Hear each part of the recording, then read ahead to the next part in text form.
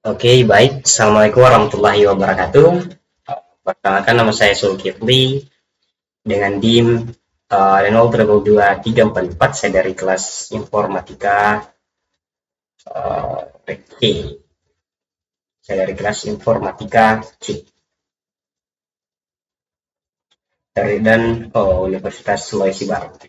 Nah, di sini saya membuat suatu video yaitu laporan tugas individu dari sistem manajemen basis data dengan saya membuat sebuah judul dengan judul perancangan sistem basis data perpustakaan digital.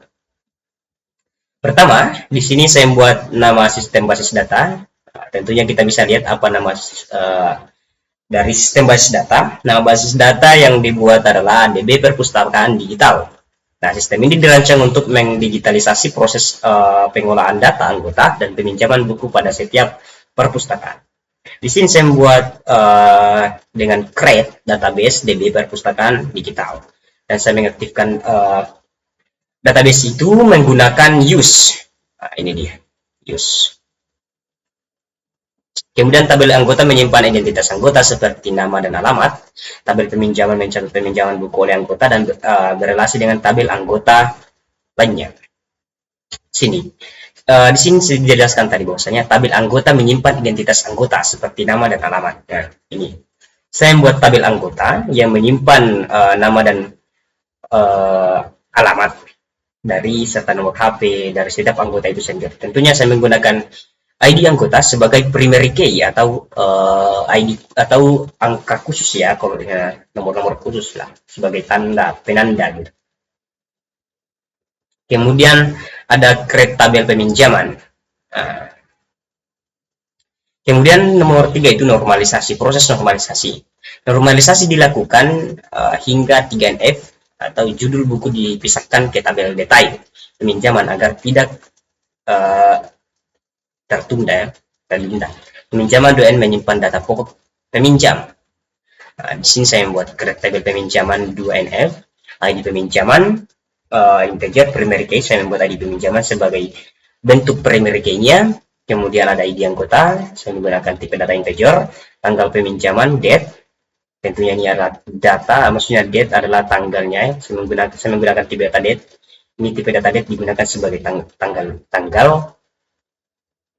dan tanggal kembali date juga. Break key, ID anggota, preference anggota, ID anggota, begitu saja. Kemudian ada detail, saya juga membuat create tabel detail peminjaman. Di sini saya menggunakan beberapa tabel-tabel tabel-tabel, yaitu ada ID peminjaman, judul buku.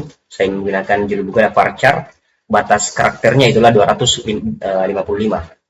Kemudian primary key, ID pinjam, judul buku. Kemudian proyek key-nya, ID peminjam, reference peminjam, ID peminjaman. Kemudian di sini untuk diagram dependensi, sini ada anggota, ID anggota berarti dia ke nama, alamat, dan nomor telepon. Peminjaman DNV, ID peminjaman, ID anggota, tanggal pinjam, dan tanggal kembali.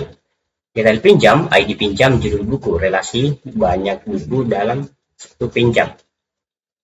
Kemudian contoh subquery-nya itu nama anggota yang meminjam buku A, judul buku yang dipinjam oleh anggota bernama Ani, jumlah buku yang dipinjam setiap anggota.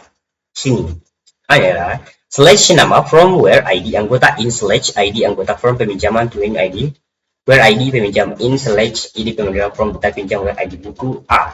Tapi di sini nama anggota A peminjam buku dengan detail peminjaman where di mana judul buku sama dengan buku A begitu.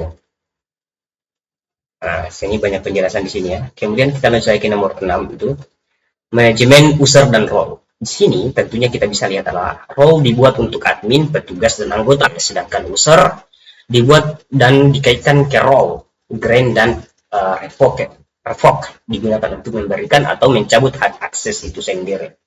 Ada role create role admin purpose, create role petugas purpose, create role anggota purpose. Kemudian ada create user admin 1, create user admin 2. grant slash, insert, update, delete anggota to admin purpose, begitu saya. Kemudian kita merevoke insert on anggota from petugas purpose, berarti dia di from petugas purpose, ini dia. Nah, kemudian ada 7 function dan trigger. K7 ya, K7 ada function dan trigger. Function dan trigger dibuat untuk otomatisasi dan validasi. Function menghitung durasi pinjam, trigger validasi tanggal, dan trigger log aktivitas. Nah, di sini ada function, create function hitung lama pinjam, tanggal pinjam, saya menggunakan tipe data date, tanggal kembali, date juga ya. Kemudian return integer, deterministic, bikin return deterministic, tanggal kembali, date di tanggal kembali, tanggal pinjam. Kemudian diakhiri dengan n. Kemudian saya membuat create trigger, cek tanggal kembali. Sini ada trigger, itu validasi tanggal ya. Before insert on pinjam to in for each row. Bikin if jika tanggal kembali new tanggal pinjam dan signal post tanggal kembali tidak boleh sebelum tanggal pinjam. Berarti tanggal kembalinya tidak boleh sebelum tanggal peminjaman itu datang. Contoh saya pinjam tanggal 12, saya harus mengembalikan itu sebelum tanggal 12 gitu. Nah, itu saja penjelasan dari saya. Mohon maaf jika masih banyak kekurangan di dalam proses penjelasan saya. Saya kira dengan ucapan wabillahi taufiq wal hidayah. Assalamualaikum warahmatullahi wabarakatuh.